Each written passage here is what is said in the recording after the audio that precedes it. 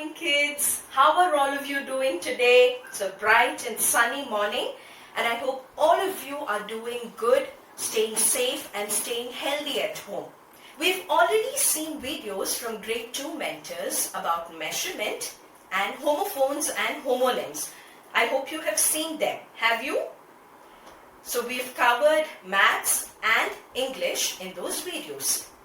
Today, I'm going to revise and teach you something in UOY. Okay, so can we start now? Alright, so all of you remember that we learned about adaptations. Yes, we learned about adaptations in class. So can any of you tell me what is adaptation? You can say it out loud there at home, and I will give you the answers for you to revise it and keep it in your head or in your mind. Okay? So an adaptation is a special feature that helps an animal or plant to survive or to live in its habitat. So what is an adaptation? Special features. Right? So special features that help the animal or plant live in its habitat. Okay, so any feature that helps an animal or a plant to live in its environment or surrounding is called an adaptation. Now that brings us to the point, what do you mean by habitat? Can you tell me what is the habitat? I gave you the answer in my previous explanation. A habitat is, in general terms, a home. The home of an animal or a plant. Now this world, this earth that we live in, or this surrounding that we stay in is our habitat.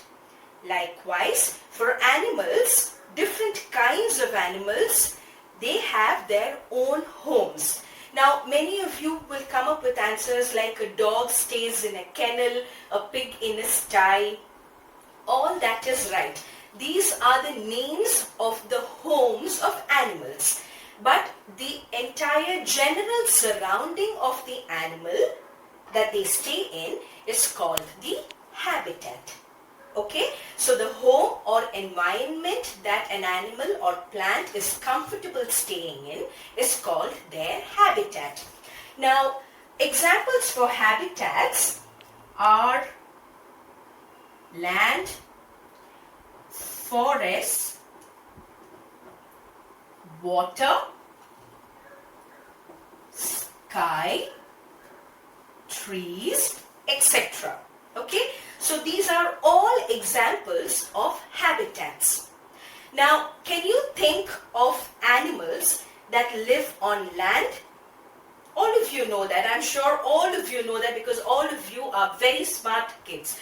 You have observed things around you in nature. You have seen animals and plants that stay on land, that stay in the forest, that stay in water, that fly in the sky, and that live on trees.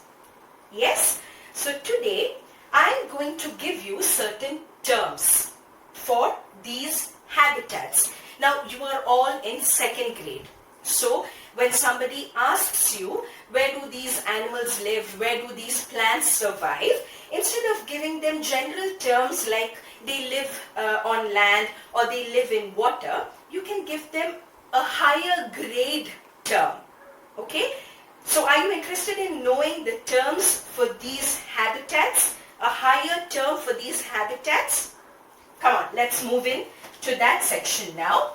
So I will be telling you the terms for the different habitats that animals and plants live in.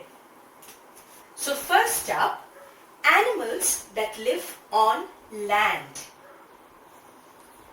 Okay? Animals or plants that live on land.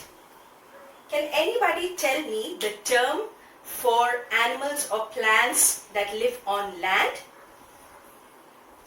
I will give you the answer to that. They are called terrestrial animals or terrestrial plants. Okay?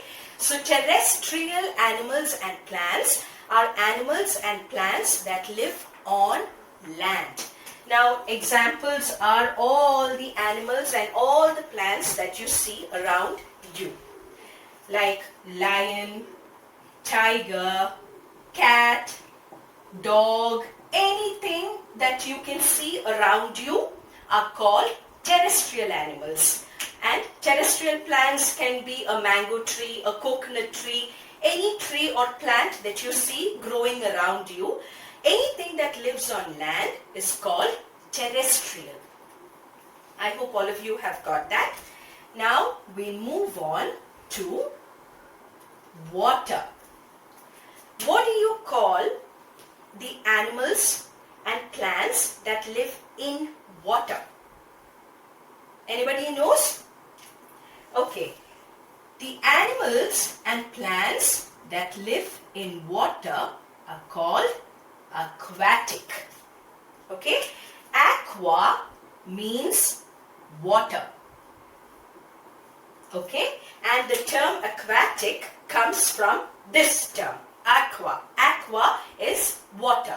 So animals and plants that live in water are called aquatic animals or aquatic plants. Examples for these everybody knows. Animals are fishes, octopus, squids, all kinds of jellyfish, starfish. Anything that lives in water is called aquatic. Okay? And plants, any examples? You have water lilies, you have lotus, you have seaweeds. All these are plants that grow in water. Now, you remember what I told you about adaptations of all these animals and plants to their habitat, right? So, aquatic plants and animals have very special features that help them survive or live inside water. Now, to tell you more about it, a fish. How does a fish survive in water? Imagine somebody tying up your hands and legs and putting you in water. Will you be able to survive? Definitely not. We are definitely going to drown and die. Why is that? We will drown, but the fish can survive, or any aquatic plant and animal can survive inside water.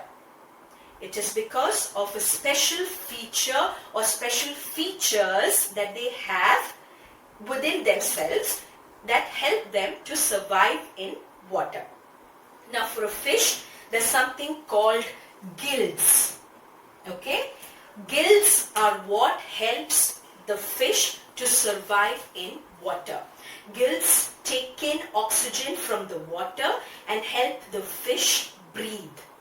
We have lungs as humans to live on land, and fish have gills. Have you seen the gills in a fish? There is a flower-shaped thing here under the head that is called the gills. That is what purifies the water, picks in oxygen and helps the fish breathe inside water. So that is the adaptation exclusively for fish. Likewise, all these animals have different features. Okay? Now, the third one, we move on to animals that live on trees. Animals that live on trees, for example, we have squirrels, we have monkeys, we have birds, but birds will not fall in this category. Let's consider monkeys and squirrels. Okay? They are called arboreal. Okay? So the habitat for these animals, when somebody asks you, name a few arboreal animals, immediately it should come to your mind that arboreal animals are animals that live on trees. Okay? And you can just quickly give them an example of monkeys and squirrels, or anything that comes to your mind. I can give you an activity now. Try to find out many more such animals and their habitats. Classify them as terrestrial, aquatic, arboreal, and the ones that I'm going to tell you now. Can you do that? Take it up as a fun activity. Try to collect as many animals that you can. You've already done a worksheet, so it will be easier for you to find out the names of animals and collecting more information on this. Okay? Now, next one we have amphibious. So what are amphibious animals? Amphibious animals are animals that can live both on land and in water. Both on land and in water. Okay? So, animals that can live both on land and in water will have double features or special double features in them that help them to live both on land and in water. An example for an amphibious animal, all of you know, is a frog. Frogs have lungs to survive on land, and they breathe underwater using their skin. Okay, so you take a frog out. You've seen frogs on land and in water. Frogs lay eggs in water, not on land. They lay eggs in water, so they are able to survive in water. But they can also come out on land and survive on land to catch its food, just to make its home anywhere. Okay, so these are features, the lungs and the skin, that help a frog survive both on land and in water. And such animals or their habitats is called amphibious habitat. They are called amphibians. Alright, the next one we have aerial habitat. So what do you understand by aerial habitat? Aerial sounds like air. Yes? So any animal that can fly in the air. So which type of animals fall in that category? Birds. Yes? So birds are aerial animals and their habitat is the sky. Okay, so when somebody says, I had an aerial view of the building, it means to say that they were somewhere on top. They were standing somewhere on top of a terrace and they could see down from a bird's point of view. They could see down and see what was happening. So it doesn't mean that the man turned into a bird, but the man had an aerial view, the view of a bird, how a bird would see things from the sky. So that is the aerial habitat. Birds are animals that fly in the sky and have their habitat or have made the home, the sky as their home. Okay? Then we have polar habitat. This is now very easy. What is a polar habitat? Polar habitat is somewhere where it is really cold. And the name itself has the example for that. We have polar bears that live in polar regions, the polar habitat. Okay? And these polar bears have special features that help them adapt and survive in those very cold regions, like their thick fur, which helps them keep it warm. Alright, so I hope all of you remember the classification of animals based on their habitats. We saw terrestrial, that is land, aquatic, which is water, trees, arboreal, that is animals that live on trees, amphibious, animals that can live both on land and in water, aerial, animals that fly in the sky, and polar, animals that live in very cold regions. Similar to these habitats, a very common one is desert region or the tundra region. Okay, tundra or tundra region, however you would like to call it. So a desert region, you know how it is. It's very sandy and dry. All these. The desert region comes in terrestrial, comes under terrestrial habitat because it is on land.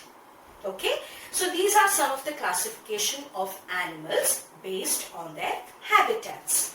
So next time somebody asks you, can you name a few arboreal animals or can you name a few aquatic animals, you can immediately jump up and tell them, these are the animals, these are the plants, these are the habitats, and these are the special terms that we call their habitats.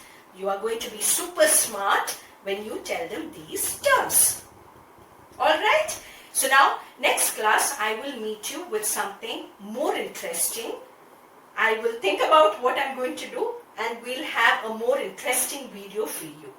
Alright? See you all. Have a great time at home and keep learning. Keep enjoying your time at home. Bye. Love you all.